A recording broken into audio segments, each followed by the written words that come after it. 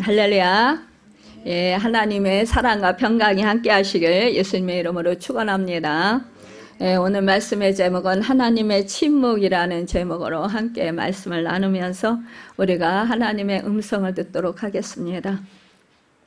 우리는 살아가면서 참으로 이 세상에서 성과지향주의 세대에 살고 있는 것을 보게 됩니다.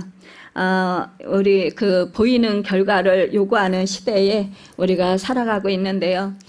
눈에 결과가 보이지 않으면 아무런 일을 하지 않는 것처럼 사람들은 여기기도 합니다. 언제나 사람들은 보이는 것, 또 만져지는 것, 느껴지는 것, 이렇게 나타나는 것, 이런 것을 통해서 그것이 최고로 생각하고 그것을 위해 살아갑니다. 그렇지만 우리가 인생을 살아가면서 보면은요, 우리가 어떠한 그 일을 했을 때 그 결과가 확연하게 드러나는 경우도 있고 또한 그렇지 않은 경우도 많이 있습니다. 우리는 하나님이 일하신다고 생각할 때 우리의 눈에 보이는 현상이 뚜렷하게 나타나서 병이 고쳐지거나 또 문제를 해결받거나 하나님께서 주시는 복을 누리거나 기도 응답의 역사가 있어서 하나님께서 이럴 때 내 문제가 해결되면 하나님께서 일하셨다고 우리가 고백을 합니다. 그런데 그런 현상이 나타나지 않고 하나님께서 침묵하고 계실 때는 하나님께서 아무런 일을 안 하고 계신다고 이렇게 생각할 때가 많이 있어요. 그래서 우리가 신앙생활하면서 낙심하고 또 좌절하고 또한 우리가 참 믿음이 약해질 때가 참 많이 있습니다. 이 당대의 의인이었던 그 하나님께서 정말 욥을 사랑했고 또 하나님께서 욥을 칭찬했는데 그러한 욥도 이 극심한 그 고난 속에서 하나님께서 침묵하고 계시다고 자기를 돌아보지 않으신다고 생각하면서 정말 고통 속에서 울부짖는 것을 보게 됩니다. 오늘 본문 욥기 30장에 보니까요, 욥은 참으로 수명이 줄어드는 것처럼 생명이 녹아버리고 있다라고 그렇게 정말 정말 인생이 아주 꺼져가는 것 같고 또한 인생이 너무나 극심한 그런 고통에 갇혀서 정신이 혼미해지는 것 같은 정신을 차릴 수 없는 그런 고통 속에서 지금 처해 있는 것을 보게 됩니다.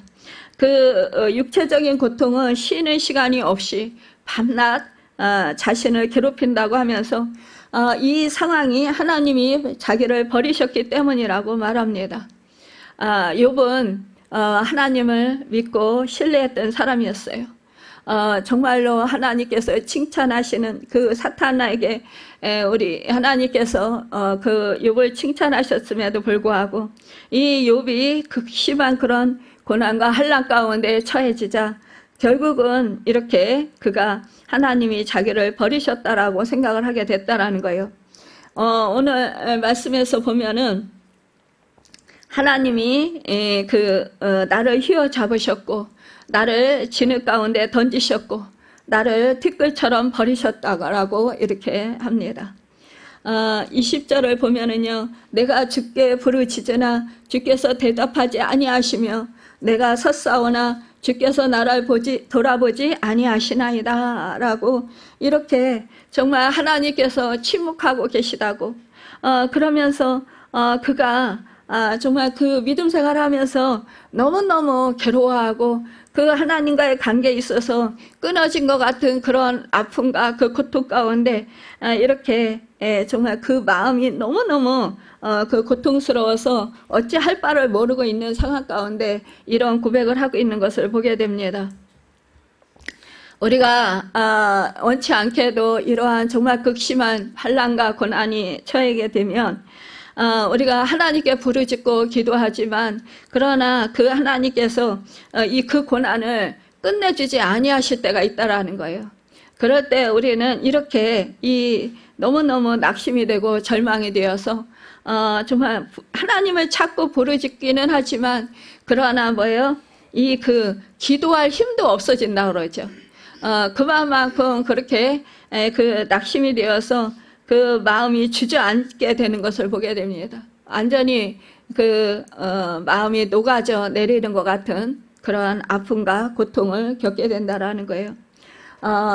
정말 하나님의 이면 이렇게 주께서 대답하지 아니하시고 돌아보지 않으시는 것, 그래서 하나님께서 침묵하신다라는 것입니다. 침묵하시는 것 같이 그렇게 느껴지는 거죠. 그러면서 야, 정말 하나님이 나를 버리셨나? 나를 돌아보시지 아니하시나? 이러면서 정말 답답해하고 너무너무 마음이 힘들어지게 된다라는 것입니다. 이렇게 하나님의 예명과 같은 침묵은 이 욥을 더 고통스럽게 한다라는 거죠. 지금 상황이 너무너무 고통스러운데 그러한 상황 속에서 정말 하나님이 응답하시지 않는 것 같고 자기 자신을 보아주지 않는 것 같고 자기 자신의 편이 되어주지 않는 것 같은 정말 그 자신의 그 대적하는 것들, 그 상황들, 그 뭐 병마라든지 아니면은 정말 사람과의 관계에 있어서 뭐예요, 나를 괴롭게 하는 정말 억울하게 하고 원통하게 하는 그런 사람의 그 문제, 그 사람은 더욱더 힘이 세지고 더욱더 강해지고 더욱더 나를 짓누르고 나를 힘들게 하는 그런 상황 가운데 처해지고 또한 정말 또한 뭐예요, 모든 그 상황이 악하게만 그렇게 느껴질 때가 있습니다. 그럴 때 정말 그 무엇보다도 하나님께서 나를 외면하셨다 생각하면 뭐예요, 죽음과 같은 그런 경험을 하게 됩니다. 그럴 때 너무너무 우리가 그 영혼이 더욱더 살수망이 끊어지는 것 같은 그런 고통 가운데 무너지게 될 때가 있습니다. 25절에 보니까요, 고생의 나를 보내는 자를 위하여 내가 울지 아니하였는가, 빈궁한 자를 위하여 내 마음에 근심하지 아니하였는가라고 이 욥은 남의 고통에 동참했고 고통당하는 자들을 결코 외면하지 않았다고 합니다. 여러분, 사실상 우리가 이러한 고통과 환난이 끊이지 아니할 때 우리 자신을 돌아보게 됩니다. 그러면서 내가 누구에게 잘못한 것이 있나, 내가 어떠한 죄를 지어서 내가 이러한 하나님께 고통을 당하는 것은 아닌가, 내가 하나님께 외면을 당하는 것은 아닌가, 내 기도에 하나님께서 응답하시지 않는 것은 아닌가, 우리가 이렇게 찾아보게 된다라는 거예요. 자식이 자신을 돌아보게 되면서 회개할 것이 있으면 회개하고 돌이키게 되는 것을 보게 됩니다.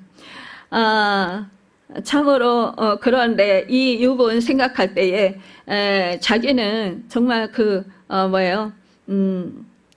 다른 사람들의 고통에 함께 그렇게 동참했다라는 것입니다. 또한 자기가 그렇게 친구들과의 그러한 이제 대화 속에서도 보면은 그러잖아요. 자기는 죄를 짓지 않았다고.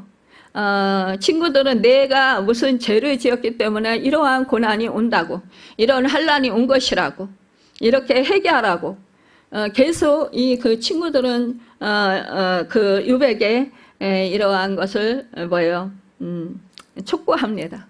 그럼에도 불구하고 욥은 끝까지 자기는 죄를 짓지 않았다 그러면서 끝까지 그 죄를 짓지 않았다고 부인하는 것을 보게 됩니다. 그만큼 자기 자신이 뭐 잘못한 게 없는 것 같은데 왜 그렇게 이러한 고난을 왜 당하는지 원인을 모르는 거예요. 그러니까 더 답답한 거예요. 차라리 자기가 잘못한 것이 있고 죄 지은 것이 있으면 차라리 그 당시에 바로 회개하고 죄를 고백하고 그렇게 하나님 앞에서 철저히 그렇게 회개하겠지만 그것이 아니고 자기가 무엇을 잘못했는지 무엇이 회개할 거인지 무엇이 죄를 지었는지 깨닫지 못하고 알지 못할 때는 너무너무 답답하고 너무너무 힘이 든다라는 것입니다. 그래서 우리가 참 믿음 생활 하다 보면은 그러죠. 하나님이 함께 하셔서 하나님 뜻대로 말씀대로 우리가 순종하고 살려고 애쓰고 살았으니까 하나님께서 우리가 복을 주실 것이다 라고 우리가 생각을 합니다. 그래서 이 욥도 우리와 마찬가지 이렇게 생각을 했던가 봅니다. 26절에 보니까 내가 복을 받았더니 화가 왔고 강명을 기다렸더니 흑암이 왔구나 라고 정말 탄식을 하고 있습니다. 여러분, 우리의 삶 속에서 기대와 현실이 얼마나 다른지 이 욥의 고백에서 여실히 보여주는 것을 보게 됩니다. 우리의 인생은 원하지 않아야 하지만 정말 우리가 하나님을 믿고 하나님을 잘 섬기고 그리하면 복을 주실 거라고 기대합니다.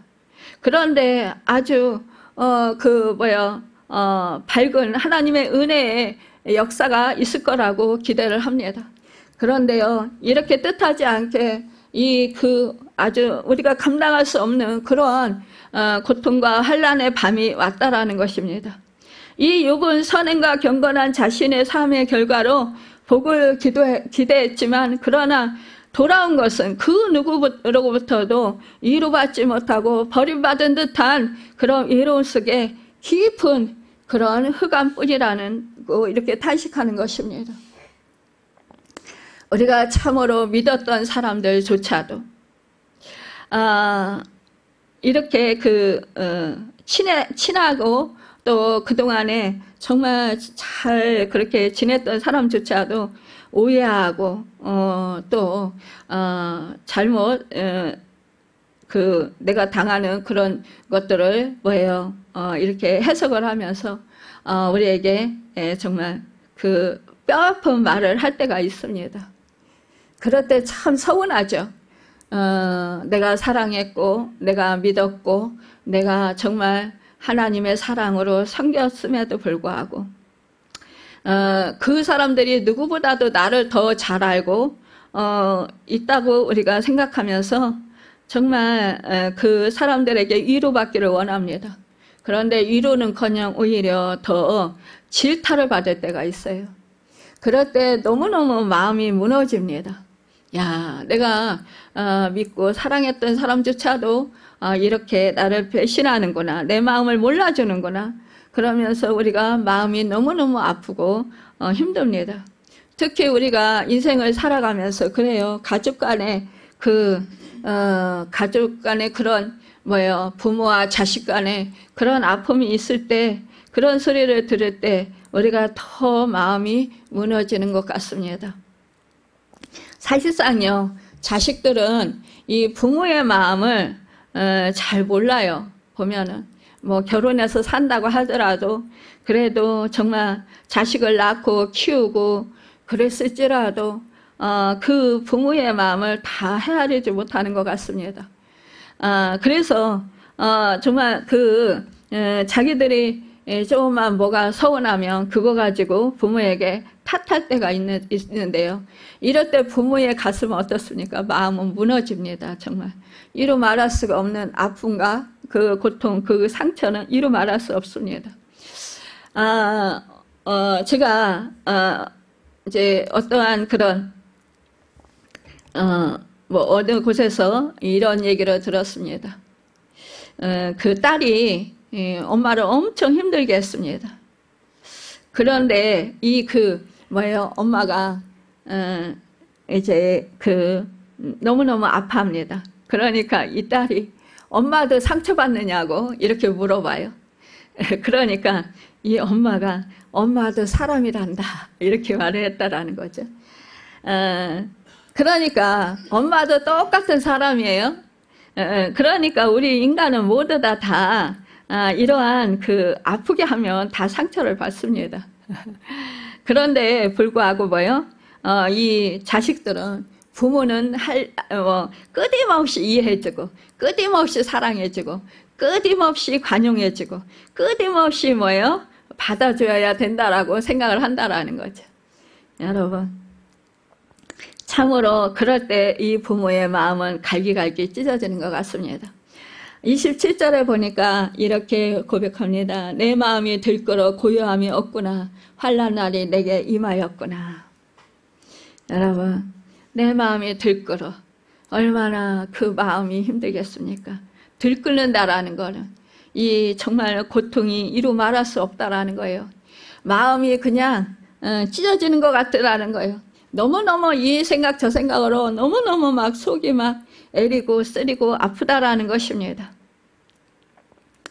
여러분, 사실상 우리는 이 세상을 살아가면서 참 이렇게 마음이 들끓지 않고 평온해야 되는데 원치 않게도 이렇게 들끓을 때가 많이 있다라는 것입니다. 28절에 보니까 나는 햇볕에 찌지 않고도 검어진 피부를 가지고 걸으며 해중 가운데 서서 도움을 부르짖고 있느니라 라고 탄식합니다. 우리가 알다시피 욥이 악창으로 인하여서 정말 심각한 그런 피부병을 앓았어요. 그래서 이 피부에 너무 가렵고 너무너무 아프고 힘드니까 제 가운데 누워서 기왓장으로 그 피부를 긁었다고 그랬어요. 그러니까 그 피가 흐르고 상처에 딱지가 지고 그 상처가 곪고 그 상처에 정말 고름이 나고 그 피부가 얼마나 쓰리고 아프고 가렵고 따갑고 이루 말할 수 없었을 것입니다. 사실상 이 욥은 우리가 알다시피 정말 그 당대의 의인이라는 칭호를 받을 만큼 그렇게 의롭게 살았고 하나님의 말씀에 순종했고 하나님을 경외한 자였고 또한 하나님의 말씀에 따라서 그렇게 살아가도록 힘썼던 사람이라는 것입니다. 그런데 그래서 하나님께서 많은 재산과 정말 부족함이 없고 풍족한 삶을 살아가도록 은혜를 베풀어 주셨는데 그래서 그것으로 통해서 남에게 베풀고 하나님의 사랑을 실천했는데 하루아침에 이렇게 재난을 당했다라는 거죠. 이렇게 정말 환난에 극심한 환난 가운데 처하게 됐다라는 거죠. 이랬을 때 얼마나 정말 고통은 이루 말로 표현할 수 없었을 것입니다. 29절에 보니까 나는 이리의 형제요 타주의 벗이로구나 라고 합니다. 이리와 타주는 탁한 울음소리가 음산하다고 여겨서 당시 사람들이 기피하던 동물이었습니다. 이 고대 근동 지역에서 슬픔과 고독을 표현할 때 주로 인용되는 동물이었습니다.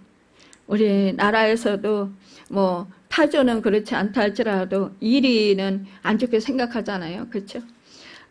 그만큼 정말로 욥이 정말 이렇게 고통이 극심한 가운데 처해 있다라는 것입니다. 31절에 보니까 내 수금은 통곡이 되었고 내 피리는 애곡이 되었구나. 축제와 잔치가 깊은 슬픔으로 바뀌었다라는 것입니다. 그가 정말로 기쁨이 이제는 슬픔과 고통으로 바뀌었다라는 거예요. 탄식으로 바뀌었다라는 것입니다. 우리는 이런 상황이 됐을 때 하나님이 침묵하신다고 여기게 될 것입니다. 슬픔과 고통과 고난의 상황에 정말 우리가 이것은 너무너무 고통스러워서 이제 정말 내 인생이 다 무너지는 것 같고 내 인생 앞에 앞길이 열려지지 않을 것 같은 그러한 막막한 정말 하늘문이 닫히는 것 같은 그러한 고통에 처하게 된다라는 것입니다. 여러분, 참 우리가 정말 잘 되고 모든 일이 기분이 좋고 모든 일들이 형통하고 모든 일들이 정말 순적하게 이루어질 때 여러분 기분이 좋고 기분이 즐겁고 기쁠 때 우리가 하나님 왜 그러시냐고 묻는 사람은 거의 없을 것입니다. 오히려 슬픔과 고통과 몸이 아프거나 마음이 상하거나 정말로 사람들에게 배신을 당해서 어찌할 바를 모를 때 오늘 욥처럼 온 세상이 자신을 돌아섰다고 느낄 때 하나님께 이렇게 탄식하게 되는 것을 보게 됩니다. 성경에서 보면은 예수님께서 찾지 않았는데도, 기도하지 않았는데도 일부러 찾아가셔서 병든 자를 고쳐주신 사건이 있습니다. 나인성 과부의 아들을 찾아가셔서 그 아들을 살려주셨습니다. 무덤 사이에 쇠고랑을 차고 고통받던 그 군대 귀신 들린 자를 찾아가셔서 군대 귀신을 몰아내주시고 그를 자유하게 해주셨습니다. 그런데 왜 하나님이 사랑하는 친구 나사로에게는 간절히 사람을 보내서 속히 오셔서 고쳐주시기를 구하는데도 왜 하나님이 침묵하셨을까요? 우리 주님이 왜 침묵하셨을까요? 요한복음 11장 6절에 보니까 나사로가 병들었다 함을 들으시고 그 계시던 곳에 이틀을 더 유하시고 라고 합니다. 하나님이 우리에게 아무 말씀도 하시지 않으실 때가 있습니다. 우리가 기도하고 기다리는데 아무 대답이 없을 때 마음이 답답하고 불안합니다. 하지만 하나님은 아무 이유 없이 침묵하지 않으신다라는 것입니다. 하나님의 침묵에는 깊은 뜻이 있습니다. 하나님은 우리가 믿음으로 더 잘하기를 바라시고 우리가 하나님을 더 잘 알게 되기를 원하십니다. 예수님도 나사로가 병들었다는 소식을 들으셨지만 바로 가지 않으시고 이틀을 더 기다리셨습니다. 사랑하는 친구입니다. 친구가 지금 병들어서 아파서 죽어간다는 소식이 들어왔습니다. 그럴 때 오히려 예수님은 곧바로 달려가지 않았어요. 우리 같으면 어떻게 할까요? 와, 내 사랑하는 사람이 병들어서 죽어간대. 빨리 가서 고쳐줘야지. 빨리 가서 정말 내가 뭔가 도와줘야지. 이렇게 생각하고 정말 한달이면 달려갈 수도 있었을 것입니다. 그러나 우리 주님은 그리하시지 아니하고 오히려 더 지체하셨다라는 거예요. 그것은 왜일까요? 하나님의 영광을 드러내기 위해서였습니다. 마르다와 마리아가 이 정말로 이틀을 더 유하셨을 때 주님께서 속히 오시기를 얼마나 다급하고 조급한 마음으로 정말 두려워하면서 얼마나 간절히 기다렸을까요? 예수님께서 오시면은 우리 오라버니 나사로가 살아나실 텐데 왜 이리 지체하시고 안 오시지? 도대체 무슨 일이 있으신 것일까? 분명히 예수님께서 우리 오라버니를 사랑하시는데 왜 이때껏 안 오실까?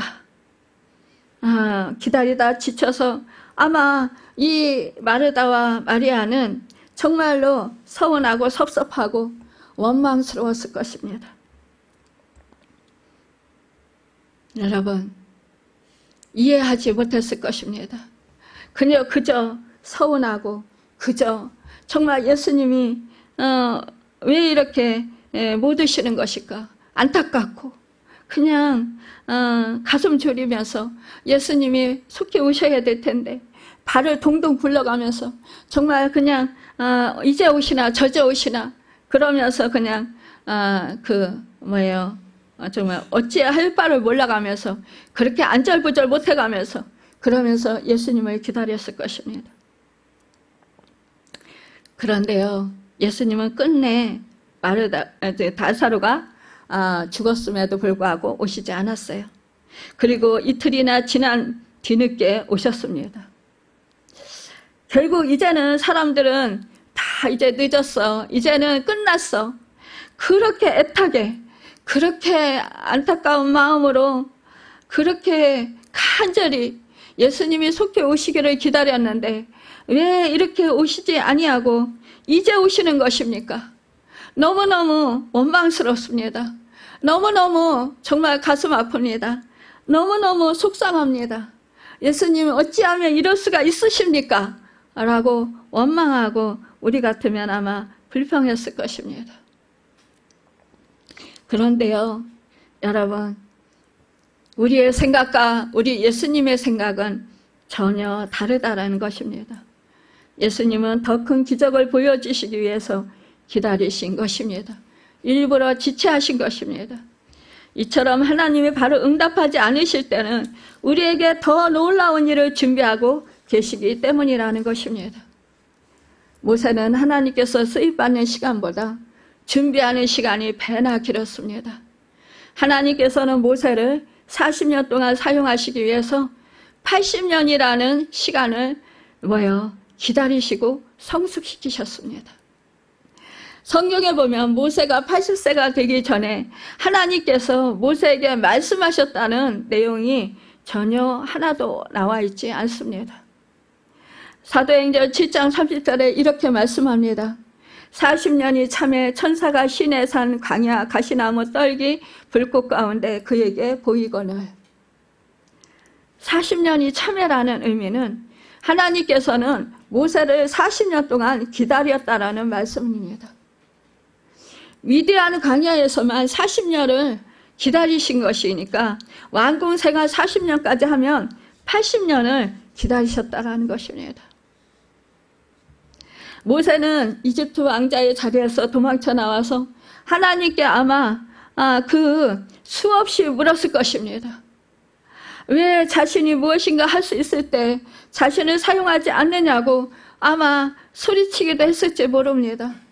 내가 정말 그 이집트의 왕자인데 양치기로 살아야 하느냐고, 왜 이렇게 정말 이렇게 광야 속에서 살아야 하느냐고, 나는 도무지 이해할 수가 없다고,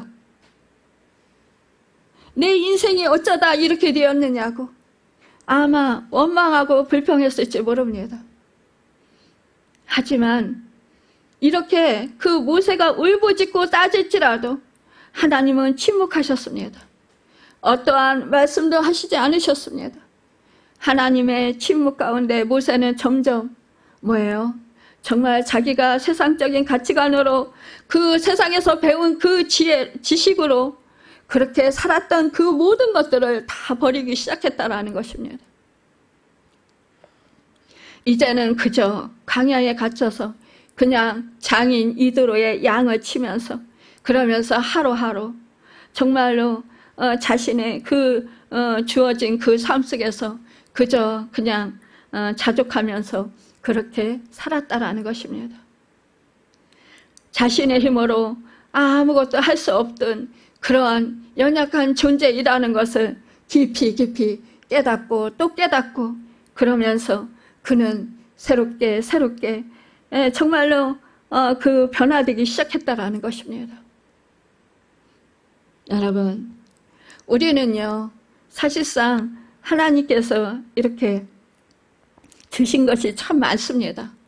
그런데요, 그런 거 주신 것을 많이 있을 때 우리는 그것을 누리며 살면서 정말 하나님의 영광에서 산다고 합니다. 그런데요, 사실상 그러면서도 불구하고 그 마음속 깊은 곳에서는 우리의 자아가 자기를 기쁘게 하고 즐겁게 하고 또한 만족함을 누리면서 그러면서 자기 자신을 대단한 사람으로 생각하면서 그렇게 살아갑니다. 의시되면서 의기양양하게 사람들 앞에서 그래, 나는 이 정도 이렇게 배웠고 이 정도 이렇게 가진 것이 많고 이 정도 이렇게 내가 정말 하나님께 쓰임받았고, 이렇게 우리가 생각할 때가 많이 있다라는 것입니다. 그런데요, 우리 하나님은 내가 자랑하던, 내가 기쁘게 여기고 내가 정말 내 자신을 높이 평가했던 그 모든 것들을 하나님은 다 버리게 하신다라는 것입니다. 모세가 그래서 이제 40년 동안 광야 생활하면서 정말 이제 모든 것이 다 내려놓고 이제 버리고, 그리고 이제는 세상 가치관도 다 버리고 이제는 정말로 그냥 그 광야에 갇혀서 그냥 양을 치는 그러한 목자로서의 그런 삶을 살고 있을 때 결국은 이제 하나님의 때가 되어서 하나님께서 드디어 모세를 떨기나무 가운데에서 부르십니다. 하나님께서 모세를 출애굽의 지도자를 세우시기 위해서 이렇게 80년이라는 여러분 정말로 그 성숙되는 시간이 필요하셨기 때문에 하나님을 침묵하셨다라는 것입니다. 우리가 내가 뭔가 좀 잘하는 것이 있고 뭔가 좀 특출난 것이 있다면 우리는 뭔가 내가 된 사람이고 내가 뭔가 가진 사람이고 내가 뭔가 있는 사람이라고 생각을 합니다. 그러나 그것이 하나님 앞에서 아무것도 아니라는 것을 우리로 하여금 처절하게 깨달아 알게 하시고 그 모든 것들이 다 하나님께로부터 왔으며 하나님이 주시지 아니했다면 나는 아무것도 할 수 없는 연약한 존재라는 것을 깊이 깊이 깨달아 알고 정말 처절하게 그 가슴 깊이 정말 숙지하면서 그러면서 우리가 그것을 버리게 하기 위한 그런 성숙의 시간이 되게 하신다라는 것입니다. 여러분 우리가 그렇게 성숙된 사람이 되기 위해서도 시간과 기다림이 필요합니다. 침묵은요 하나님의 그래서 무관심이 아닙니다. 침묵이 중요하지만 침묵하는 것이 쉬울까요? 여러분 쉽지 않습니다. 말하는 것보다 하고 싶은 말을 참는 것이 훨씬 더 어렵습니다.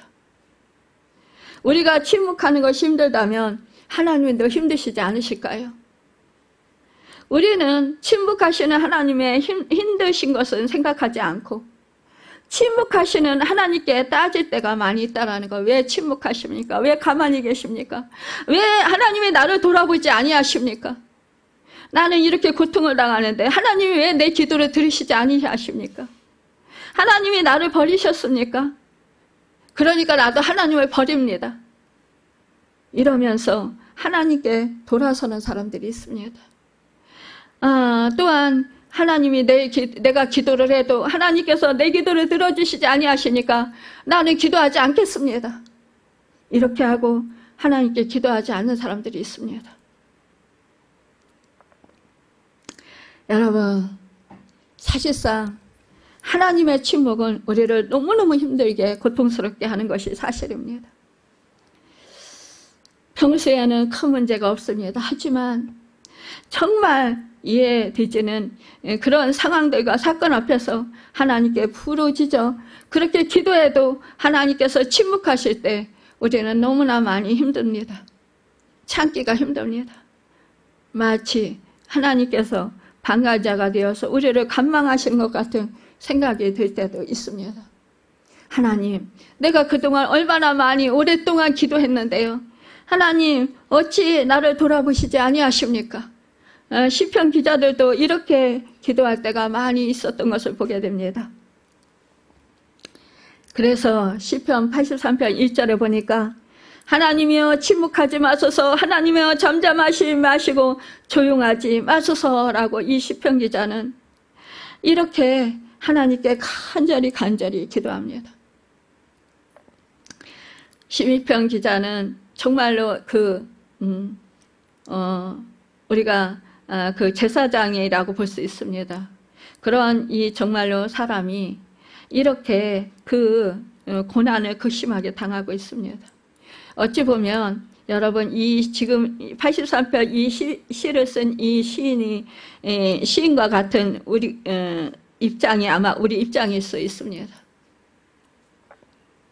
시편 기자는 주의 원수들이 떠들며 주를 미워하는 자들이 판을 치고 주님을 믿는 백성들이 어려움을 당하는데 왜 가만히 계시느냐고 이렇게 하나님을 향해서 기도하고 있는 것입니다. 하나님의 침묵을 우리가 받아들이는 것은 그래서 쉽지 않습니다. 하지만 우리는 하나님의 침묵을 받아들여야 합니다. 어떤 의미로 받아들여야 할까요? 하나님께서 나를 만들어가는 시간으로 받아들여야 합니다. 하나님은 그 침묵을 통해서 더 많은 말씀을 하고 계시다라는 것을 우리는 깨달아 알아야 합니다. 여러분, 사실상 우리는 하나님이 이렇게 침묵하실 때 정말 이해하지 못합니다. 그래서 답답해합니다. 그래서 원망합니다. 그래서 기도하다 지쳐서 기도하기 싫어집니다. 그래서 기도를 중단하는 경우가 있다라는 거예요. 사도행전 7장 37절에 보니까 이렇게 말씀합니다.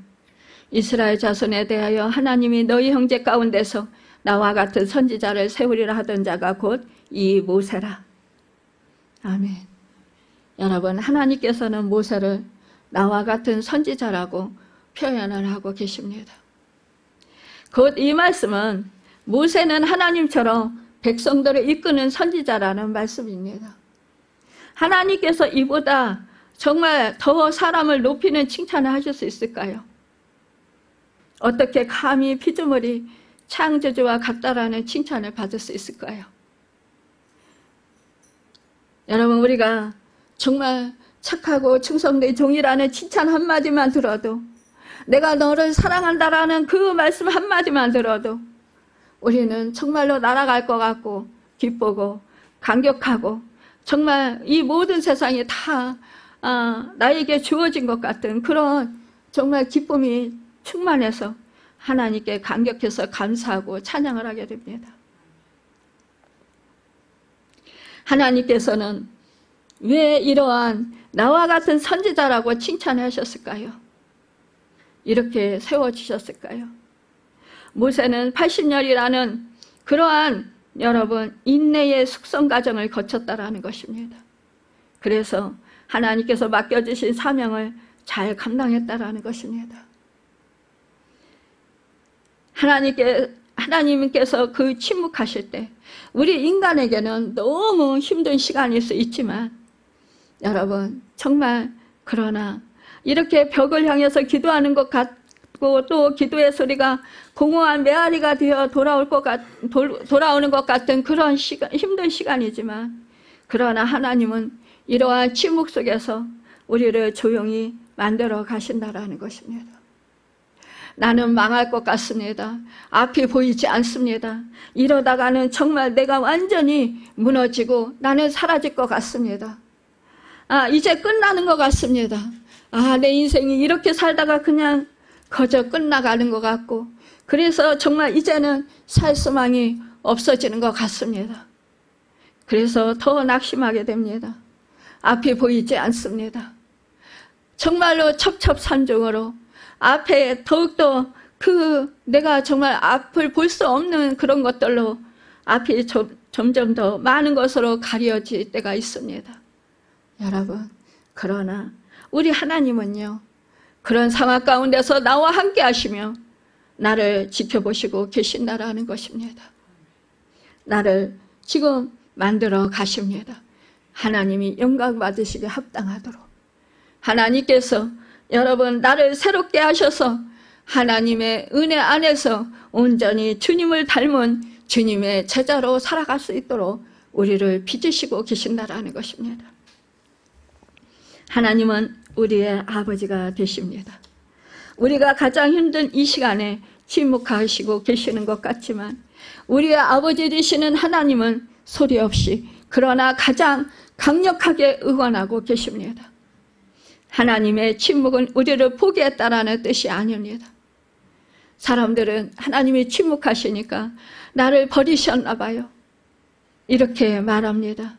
하나님은 더 이상 우리에게 관심이 없다라는 것이 아닙니다. 하나님의 침묵은 하나님의 눈물이고 하나님의 아픔입니다. 여러분, 하나님의 침묵은 하나님의 사랑입니다. 하나님의 기다리심이십니다. 여러분, 침묵 속에 하나님의 마음이 담겨져 있습니다. 하나님이 사랑이 담겨져 있습니다. 여러분, 하나님께서 우리를 사랑하는 증거랍니다. 여러분, 그 증거들을 여러분 함부로 생각하지 마시기 바랍니다. 그것을 함부로 여러분 곡해하지 마시기 바랍니다. 여러분과 제가 부모된 자로서 자식이 뼈아픈 말 한마디만 해도 가슴이 무너지는 것 같은 아픔과 고통을 당합니다. 지금까지 살아오면서 자식을 위해서 헌신하고 희생한 모든 것들이 다 헛수고가 되는 것 같은 그러한 정말로 고통의 순간을 우리가 당하게 된다라는 것입니다. 여러분, 그렇다면 우리 하나님 아버지는 어떤 마음이실까요? 여러분, 우리 아버지의 마음 하나밖에 없으신 그 정말로 아끼고 사랑하신 당신의 마음과 당신의 모든 것과 바꿀 수 없는 그런 아들을 우리를 살리려, 우리를 구하시려, 여러분 우리를 자녀 삼으시려 아낌없이 여러분 우리 자신의 그러한 죄값을 치러주기 위해서 여러분 죽음을 당하게 하셨다라는 것입니다.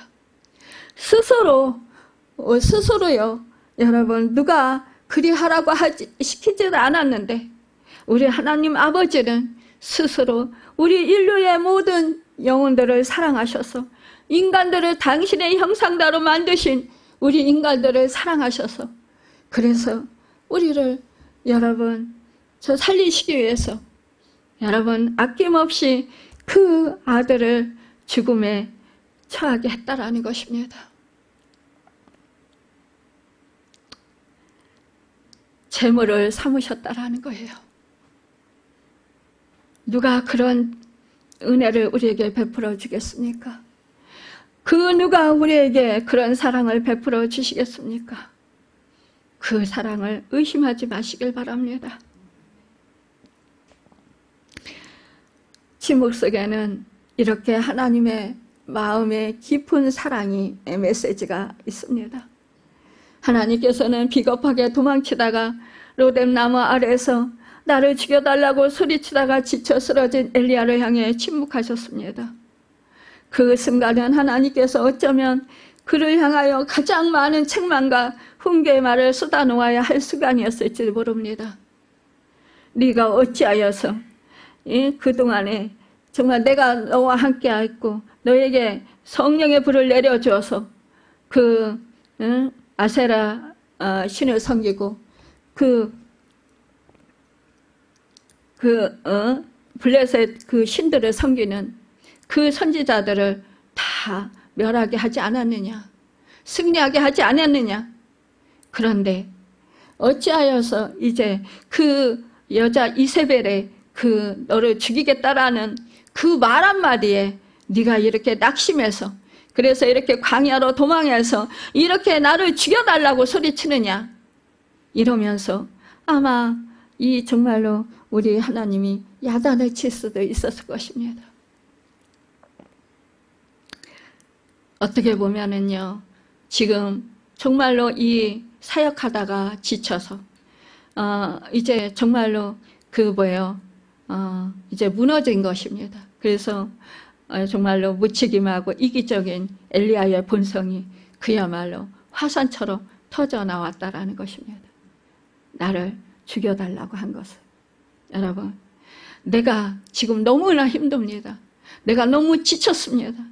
내가 이제는 정말로 살 소망이 끊어졌습니다. 내가 이렇게 정말 그 우상 섬기는 그 신들을 섬기는 그 선지자들을 다 쳐서 하나님 멸하게 쓰셨는데 난 이제 지쳐서 이제 더 이상 살 수가 없습니다.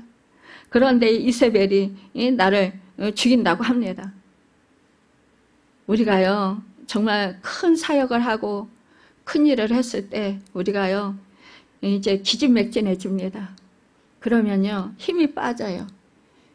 그럴 때 우리가 여러분 이 믿음에서 이렇게 우리가 정말 믿음의 싸움에서 무너질 때가 있습니다.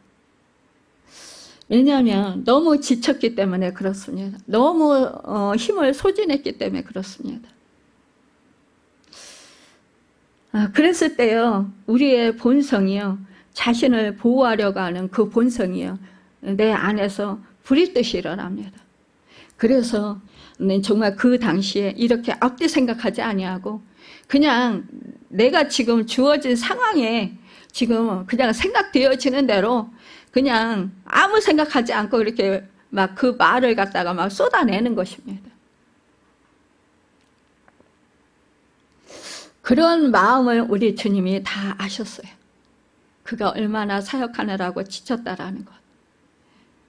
그래서 하나님은요, 단 한 말씀도 안 하신 것입니다. 대신에 엘리야를 조용히 어루만지시며 음식을 먹이셨습니다. 엘리야는 하나님의 침묵을 통해 하나님의 강력한 위로의 메시지를 들었습니다. 하나님이 침묵에 들려준 메시지가 무엇입니까? 나는 너의 고통과 연약함을 깊이 이해한다라는 그런 마음입니다. 내가 너를 변함없이 사랑한다라는 말씀입니다. 예수님도 하나님의 침묵을 경험하셨습니다. 여러분, 겟세마네 동산에서 정말 땀방울이 흐르는 빗방울이 되도록 주님은 이 잔을 내게 옮겨달라고, 내게서 옮겨달라고 기도하셨습니다. 하나님의 뜻대로 그러나 해달라고 기도하셨어요. 하나님은 예수님의 기도에 침묵하셨습니다. 그 침묵은 십자가를 지라는 것입니다. 십자가상에서는요, 주님은 뭐라 했어요? 엘리 엘리 라마 사박다니, 나의 하나님, 나의 하나님이 어찌하여 나를 버리시나이까? 라고 잊었습니다. 여러분, 영원히 하나님과 끊어지는 그 순간입니다. 그런데도 하나님은 침묵하셨습니다. 하나님이 침묵하셨기 때문에 우리가 구원을 받을 수 있었습니다. 하나님의 침묵은 은혜가 메마른 것이 아니라 우리가 상상하지도 못할 은혜를 주시기 위한 것입니다. 그렇다면 우리는 여러분, 하나님의 침묵이 이제 그 어떠한 것을 우리에게 원하시고 계신 것을 알았다라면 우리는 어떻게 해야 될까요? 우리는 그 시간에 인내하고 견뎌야 합니다. 여러분, 인내하는 것은 여러분 정말로 너무나 힘듭니다. 그러나 여러분, 다른 방법이 없습니다. 우리가 하나님의 침묵의 의미를 알았다면 하나님의 침묵의 시간이 지나서 하나님께서 말씀하실 때까지 견디고 이겨내야 한다라는 것입니다. 모세는 왕자였지만 하루아침에 양치기가 되었어요. 여러분, 왕자의 신분에 있는 사람이 양치기로 광야로 쫓겨가서 살아갈 수 있는 것, 정말 이거 흔치 않은 일이에요. 그것도 처가살이를 하면서 화려한 세상과 결별해서 사는 것이, 하루하루 평범한 천한 일을 하면서 살아가는 것이 결코 쉽지 않았을 것입니다. 그러나 모세는 그 긴 시간을 견디어냈습니다.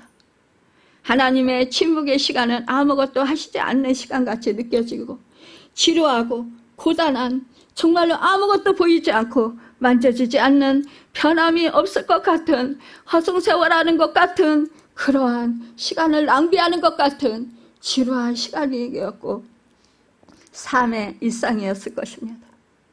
그러나 참고 인내하며 견뎠을 때 하나님께서는 하나님의 때가 되었을 때 이렇게 침묵을 깨시고 말씀하셨습니다. 하나님의 침묵은 우리 믿음을 가장 혹독하게 시험합니다. 하지만 하나님께서는 그러한 침묵의 순간에도 우리를 위해 일하신다라는 것을 믿으시길 바랍니다. 여러분, 그리고 이제 버림받았다라는 여러분 그 생각을 떨쳐버리시길 바랍니다.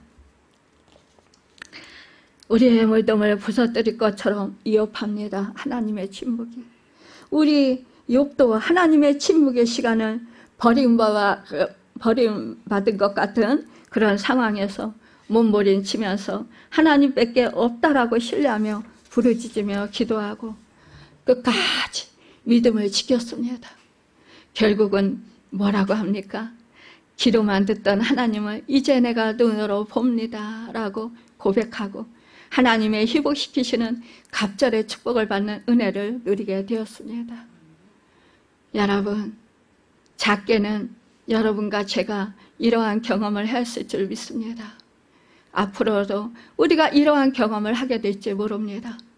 여러분, 우리는 이제 정말로 하나님과 전에 없던 막막한 메마름이 있을 때 이제는 절망하지 마시길 바랍니다. 하나님의 침묵 안에서 주님을 꼭 붙잡으시길 바랍니다.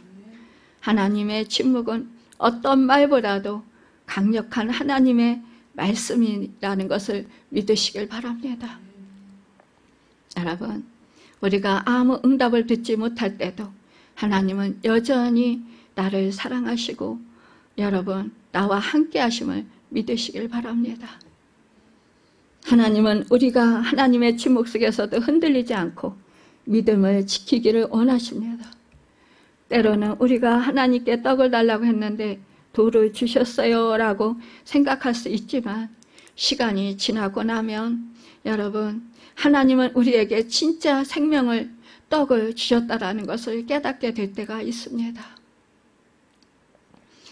정말 내가 원치 않는 것을 주신 것 같고 내가 감당할 수 없는 것을 주신 것 같고 내가 정말로 너무너무 힘들어서 고통스러워서 살소망이 끊어지는 것 같은 그런 고통을 주셔서 정말 더 이상 살아갈 힘이 없을 것 같은 그런 처지에 놓여 있었을지라도 주여 하나님께서 우리를 사랑하시고 계시다라는 것을 여러분 믿으시고 끝까지 여러분 그 인내하셔서 마침내 정말로 여러분 욥과 같이 또한 모세와 같이 또한 나사로와 같이 여러분 하나님의 영광을 드러내고 하나님께 존귀하게 쓰임받으며 하나님의 기쁨이 되고 또한 이 세상에서 살아계셔서 역사하신 하나님, 역전시키시는 하나님, 부활시키시는 하나님, 하나님의 기뻐하시는 하나님의 나라가 임하시는 그 축복의 주인공들로 쓰임받는 여러분과 제가 되기를 간증자들이 다 되기를 예수님의 이름으로 바라고 축원합니다. 기도하겠습니다.